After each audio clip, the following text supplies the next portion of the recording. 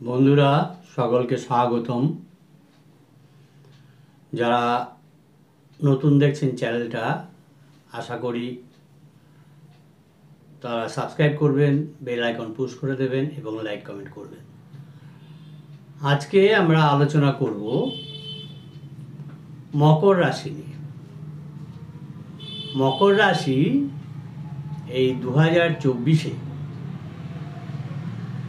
তারা কেমন ফল পাবেন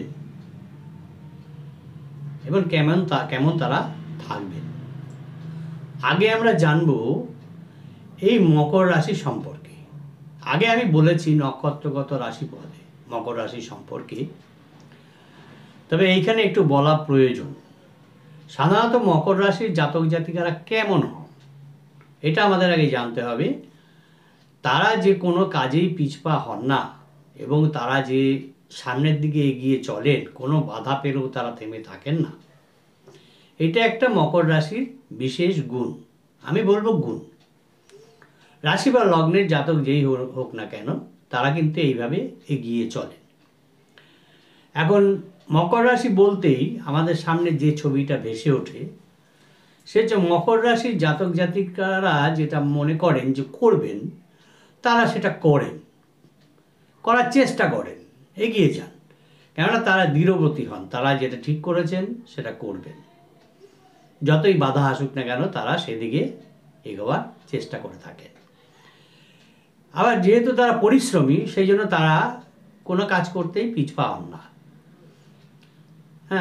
দৃঢ়তার সঙ্গে এবং তাদের পরিশ্রম মিশিয়ে তারা সেদিকে এগিয়ে যান।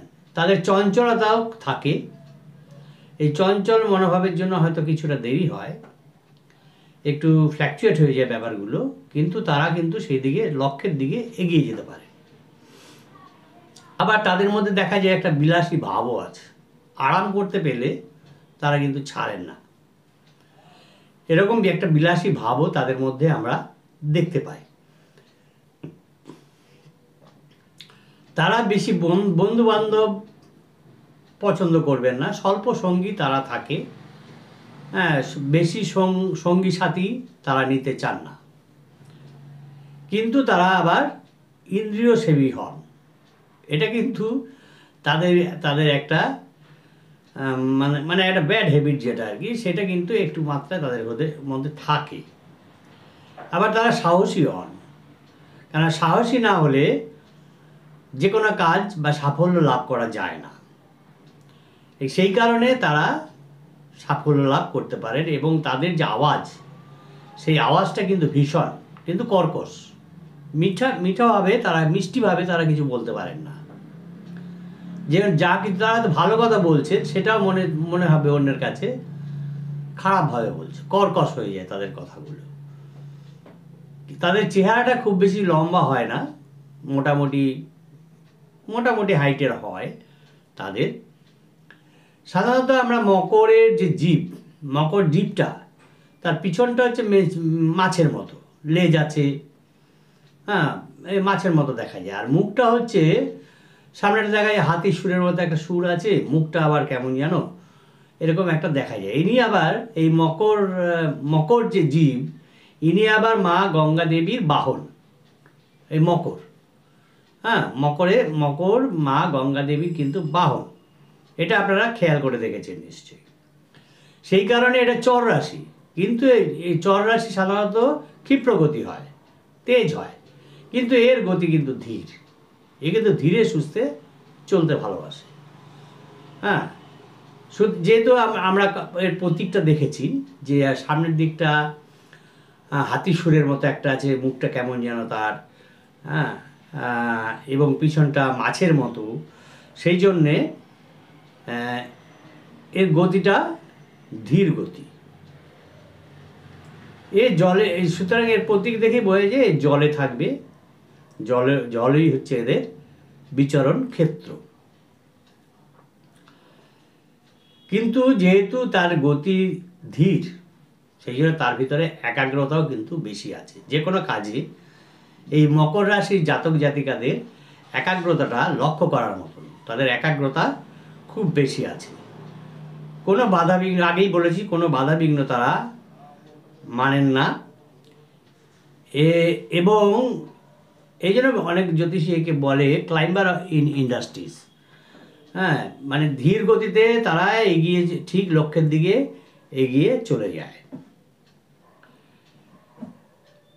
যদি সে সামনের দিকে চলতে বাধা পায় কোনো কারণে, তাহলে সেই বাধাকে এড়িয়ে আঁকা বাঁকা পথ দিয়ে সামনের দিকে বাধা আসলো, এইভাবে বাধা আসলো, সে তখন পাশ কাটিয়ে এইভাবে চলে যাবে, একে ডিস্টার্ব করবে না কিছু, বাধাটাকে এড়িয়ে সে পাশ দিয়ে চলে যাবে। এবং যেহেতু এর মধ্যে নিয়মানুবর্তিতা একটা দেখা যায় এই মকর রাশির জাতক জাতিকাদের মধ্যে, সুতরাং এই কারণে এই যে তাদের বিলাসিতা, উচ্ছৃঙ্খলতা আসলেও তারা কিন্তু উচ্ছৃঙ্খল হতে পারবে না, তারা কিন্তু আবার সোজা পথেই আসবে। হ্যাঁ, নিয়মানুবর্তিতা এবং বাস্তবতা এদের মধ্যে খুব বেশি দেখা যাবে। আর কি দেখা যাবে এর মধ্যে? শ্রম দক্ষতা, যেটা আগেই বলেছি, তারা পরিশ্রমী হন। সেই কারণে এই পরিশ্রমী এবং বুদ্ধিবৃত্তির উৎকর্ষতা এবং তার মধ্যে একটা বিদ্যা ভাব থাকবে এবং পাণ্ডিত্য থাকবে, এইগুলো তাদের মধ্যে দেখা যাবে। তো সুতরাং এই যে বছরটা পড়ছে 2024 ইংরেজি বছর, এই ইংরেজি বছরের শুরুতে এই মকর রাশির জাতক জাতিকারা নাম পাবেন, যশ পাবেন, প্রতিপত্তি পাবেন, আর বিভিন্ন ধরনের পুরস্কার, কর্মের যে পুরস্কার, সেই পুরস্কার তারা লাভ করতে 2024 বছরের প্রথমে 1 জানুয়ারি থেকে, হ্যাঁ, যখন আপনারা ভিডিওটা দেখবেন 1 জানুয়ারিতেই দেখবেন আশা করি। সুতরাং এই সময় তাদের এই যে মকর রাশির জাতক জাতিকাদের জীবনটা পুরস্কারে ভরে উঠবে এই সময়টায়।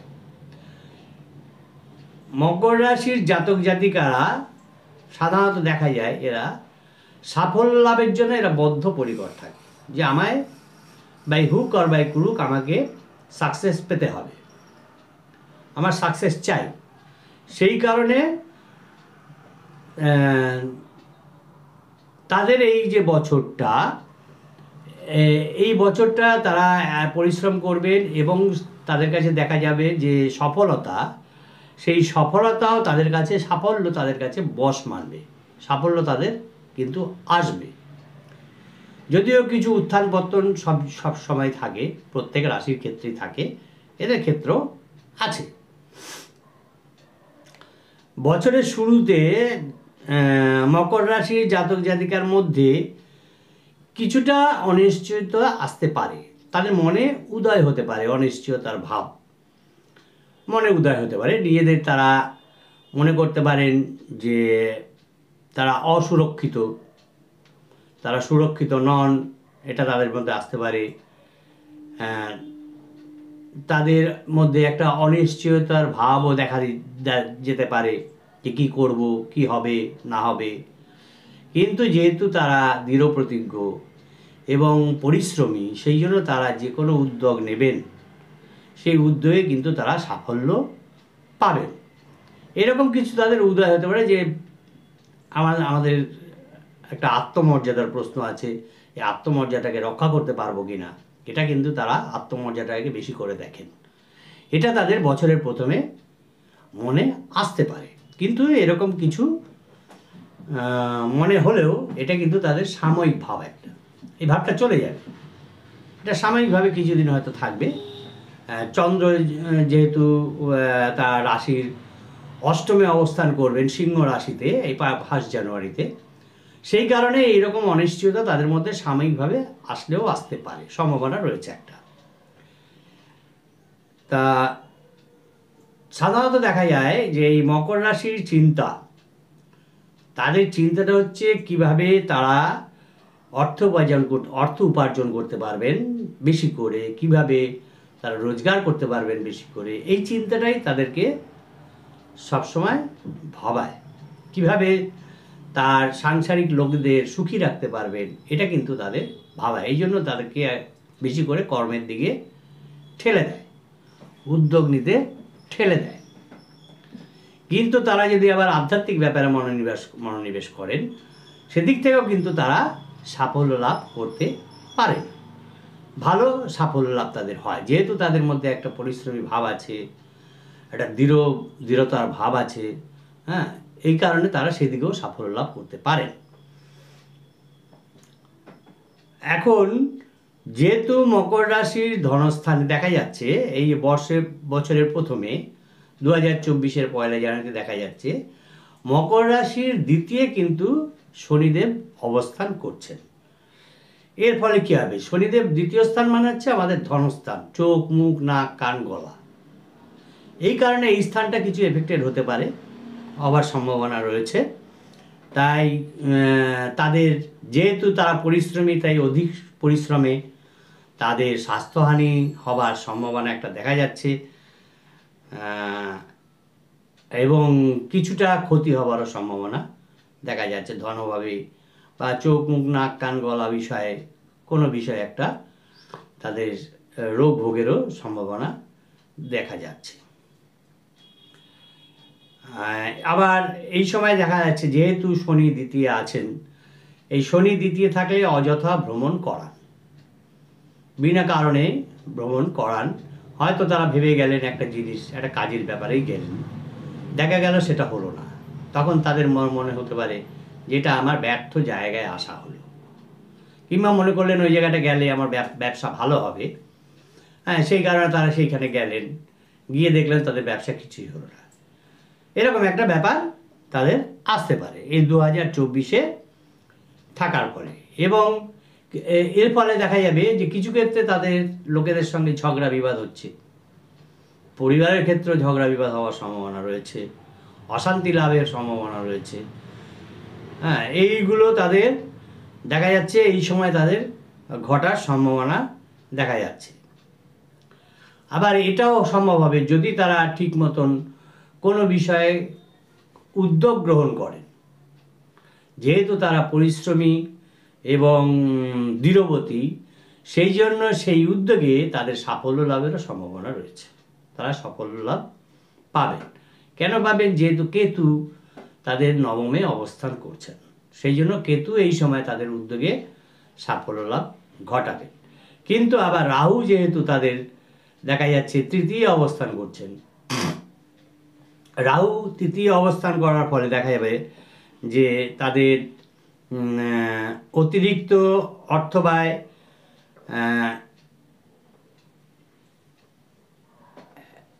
হবার সম্ভাবনা থাকবে, মানসিক অশান্তি হবার সম্ভাবনা থাকবে, এগুলো তাদের থাকবে। কি আবার যেহেতু বৃহস্পতিও আবার চতুর্থ অবস্থান করছেন, এখানে কিন্তু বৃহস্পতি চতুর্থে ভালো ফল দেবেন না। কেন দেবেন না? যেহেতু দ্বিতীয় স্তরী তৃতীয় দৃষ্টি ফেলছে, শনি থেকে তৃতীয় বৃহস্পতির অবস্থান হচ্ছে। এর ফলে দেখা যাচ্ছে শনির দৃষ্টির ফলে এই বৃহস্পতি কিন্তু তাদের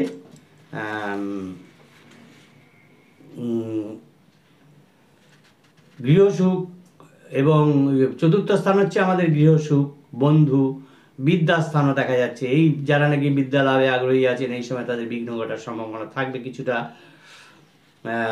এবং গৃহসুখে কিছুটা বিঘ্ন ঘটবে। এইসব জায়গায় যদি চতুর্থে যদি ইত্যাদি ব্যাপারে যদি দেখা যায়, এই সময় তাদের কিছু অতিরিক্ত অর্থব্যয় এবং মানসিক অশান্তি তাদের ঘটবে, যার ফলে কি হবে? চিন্তার ফলে তাদের অনিদ্রা হবে, দুশ্চিন্তা হবে। এটা কিন্তু সাময়িক অবস্থা, একটা সাময়িক অবস্থা, প্রাথমিক অবস্থা এগুলো হবে। কিন্তু যেহেতু তারা পরিশ্রমী এবং উদ্যোগী এবং বাধা পেলে তারা পাশ কাটিয়ে যেতে পারেন, হ্যাঁ, পাশ কাটিয়ে চলেন, তারা সেটার উপায় বার করে নেবেন। কেমন? আবার আমরা কি দেখতে পাচ্ছি? আবার একটা জিনিস দেখা যাচ্ছে যে বুধ এবং শুক্র গ্রহ একাদশে বুধ এবং শুক্র গ্রহ এই দুটো মিলে একটা যোগ সৃষ্টি করেছে। কেমন? বুধ আর শুক্র গ্রহতে একটা যোগ সৃষ্টি করেছে, দ্বিগ্রহ যোগ। এই যোগটা একটা শুভ যোগ। এই যোগের ফলে দেখা যাচ্ছে কি যে তাদের যে শুভ ফলগুলো তারা পাবেন, চতুর্থে বৃহস্পতি থাকার ফলে বিভিন্ন সমস্যা তাদের তৈরি করবে শনির দৃষ্টির ফলে, এবং দ্বিতীয়স্থ শনির দৃষ্টির ফলেও, দ্বিতীয় শনির অবস্থানের ফলেও কিছুটা অসুবিধার সৃষ্টি করলেও এই বুধ এবং শুক্র গ্রহ যতদিন একত্রে থাকবেন, হ্যাঁ, ততদিন কিন্তু তারা একটা শুভ ফল লাভ পাবেন, বেশি পাবেন। অশুভ ফলের থেকে শুভ ফল লাভ বেশি পাবেন। এবং এই সময় দেখা যায় তারা কিন্তু ভোগী হয়ে উঠবেন এবং তাদের যারা নাকি গাড়ি কেনার ভাবনা করছেন সে সময় দেখা যাবে তাদের গাড়ি হয়ে গেল, যানবাহন লাভের একটা সম্ভাবনা দেখা যাচ্ছে এই সময় এই শুক্র এবং বুধের যোগের ফলে। কিন্তু তাদের মধ্যে চঞ্চলতা কিন্তু আসতে পারে অধিক মাত্রায়, কিন্তু সেটাকে সংযম করতে হবে চঞ্চলতাটাকে। আর যারা নাকি ব্যবসায়ী আছেন তাদেরকে বলছি, যারা ব্যবসা বাণিজ্য করছেন বা করবেন ভাবছেন, যদি করেন তাহলে তাদের কিন্তু লাভবান হবার সম্ভাবনা রয়েছে এই সময়টায় বুধ আর শুক্রের দ্বিগ্রহ যোগের অবস্থানের ফলে। এই সময় দেখা যায় যে মকর রাশির জাতক জাতিকা যারা আছেন তাদের অপ্রত্যাশিত সূত্র থেকে ধনলাভ হওয়ার একটা সম্ভাবনা রয়েছে, মানে লটারি, ফাটকা ইত্যাদি। হ্যাঁ, যারা এই বুধ আর শুক্র যতদিন একটা ঘরে রয়েছেন এই সময়ের মধ্যে যদি তারা এই সময়ের মধ্যে তাদের অপ্রত্যাশিত একটা ধনলাভের হবার সম্ভাবনা থাকছে। এবং পারিবারিক জীবনে কিছু অশান্তি হলো তারা কিন্তু সুখ লাভ করতে পারবেন যতদিন এই বুধ আর শুক্র একসঙ্গে থাকবেন। আবার দ্বাদশে দেখা যাচ্ছে যে আর একটা দ্বিগ্রহ যোগ দেখা যাচ্ছে, সেটা কি না রবি আর মঙ্গল।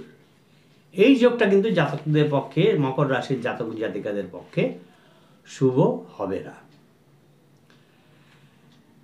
শুভ হবে না যদি না দেখা যায় যে জন্মকালীন রাশিচক্রে মঙ্গল ভালো জায়গায় আছেন, মেষের ক্ষেত্রে আছেন বা রবি মেষের ক্ষেত্রে আছেন, সেই ক্ষেত্রে কিন্তু এই যোগটা যাদের নেই তাদের কিন্তু শুভ হবে না, যাদের আছে তাদের কিন্তু শুভ হবে। সুতরাং এই সময়ে যাদের নাকি শুভ নেই জন্মকালীন রাশি চক্রে, তাদের কিন্তু এই সময় বিদেশ যাত্রার সুযোগ থাকলেও তাদের বিদেশ যাওয়া উচিত হবে না। কেন এই যে রবি আর মঙ্গলের যে যোগ, এটা একটা সৃষ্টি করে অশুভ ফল হচ্ছে বিদেশে কারাবাসের একটা সম্ভাবনা তৈরি করে। সুতরাং এই মকর রাশির জাতক জাতিকারা যা ব্যবসায়িক উপলক্ষে হোক, বিদ্যার কারণেই হোক, যদি তারা বিদেশ যাত্রা ভেবে থাকেন এই পৌষ মাসে কিন্তু আপনারা বিদেশ যাত্রা করবেন না, তাতে আপনারা অশুভ ফল লাভ করবেন। মাঘ মাসে যান, কোনো ক্ষতি হবে না, মাঘ মাস যান, কোনো আপনাদের অসুবিধা হবে না। কিন্তু এই পৌষ মাসটায় জানুয়ারির 15 তারিখ পর্যন্ত আপনারা বিদেশ যাত্রা করবেন না। 15 জানুয়ারির পর আপনারা যেতে পারেন। সাধারণত যেহেতু এই মকর রাশির জাতক জাতিকাদের দেখা যায় যে তাদের মধ্যে একটা সংযম আছে, সুতরাং আশা করি তারা সংযম করতে পারবেন। যদিও চঞ্চলতা তাদের আছে, কিন্তু আবার সংযমও দেখা যায়। সুতরাং তারা সংযম করুন এখন যাওয়াটা, এবং তাদের গতিভঙ্গি যেটা আর কি, যে ধীর গতিতে তারা যাতায়াত করেন, আগেই বলেছি, ক্ষিপ্র গতিতে তারা যান না, এবং বাধা পেলে তারা পাশ কাটিয়ে চলেন। হ্যাঁ, এইগুলো তাদের মধ্যে যেহেতু আছে, তারা সেই বাধাকেও অতিক্রম করতে পারবেন আশা করি। এবং এছাড়াও দেখা যায় যে মকর রাশি কিন্তু ইন্ডিকেট করে সেটা হচ্ছে ধন সম্পত্তির মালিক, একটা ধন সম্পত্তিকে ইন্ডিকেট করে, তাদের ভিতরে মানে ওয়েলথ থাকার প্রচুর সম্ভাবনা থাকবে ভবিষ্যতে। এবং এছাড়াও যেটা দেখা যায় যে তাদের ভিতরে উত্তেজনা একটা আসে, কিছু পেলে তাদের ভিতরে একটা উত্তেজনার প্রকাশ হয়ে যায়, সেই উত্তেজনাটাকে দমন করতে হবে, এই সময় চঞ্চলতাকে দমন করতে হবে এবং কাজে লেগে থাকতে হবে।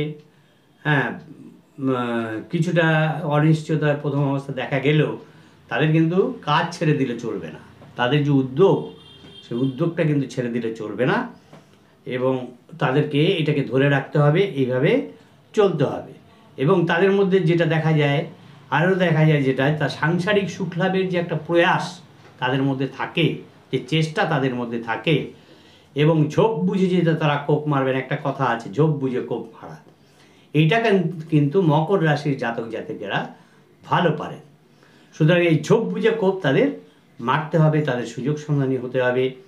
আর প্রতিকার হিসাবে আমি বলবো এই সময়টায় যাদের নাকি অশুভভাবে অবস্থান করছেন জন্মকালীনভাবে গ্রহগণ, তাদেরকে আমি বলবো আপনারা বজরংবলীর, আমি এর আগেও বলেছি যে বজরংবলী এমন একটি কি বলবো অবতার পুরুষ। রামায়ণে আমরা পড়েছি যে রামচন্দ্রের সঙ্গে ইনি ছিলেন এবং রাবণের হাত থেকে এই নবগ্রহকে বজরংবলী উদ্ধার করেছিলেন, রাবণেদের বন্দি বানিয়েছিলেন। সেটা আমি আপনাদের বলেছি, আগের এপিসোডে বলেছি। আমি এখানেও বলছি, যেহেতু তিনি এনাদেরকে উদ্ধার করেছিলেন, বিশেষ করে শনিদেবের প্রকোপ থেকে বাঁচতে গেলে এবং শনিদেবের অশুভ ফলের হাত থেকে বাঁচতে গেলে আপনারা বজরংবলীকে স্মরণ করুন, পুজো করুন, মন্ত্র জপ করুন যদি মন্ত্র পেয়ে থাকেন, নাহলে আগের এপিসোডটা দেখে নেবেন, আমি সেখানে একটি মন্ত্র বলেছি। হ্যাঁ, সেই মন্ত্রটি জপ করুন, হনুমান চালিসা পড়ুন, তাহলে আপনারা উপকৃত হবেন। এই হলো মকর রাশির 2024 সম্বন্ধে প্রেডিকশান। সকালে ভালো থাকবেন, সুস্থ থাকবেন। যারা নতুন দেখছেন চ্যানেলটা আশা করি সাবস্ক্রাইব করবেন, বেল আইকন পুশ করে দেবেন নোটিফিকেশান পাওয়ার জন্য। সঙ্গে থাকবেন। ধন্যবাদ।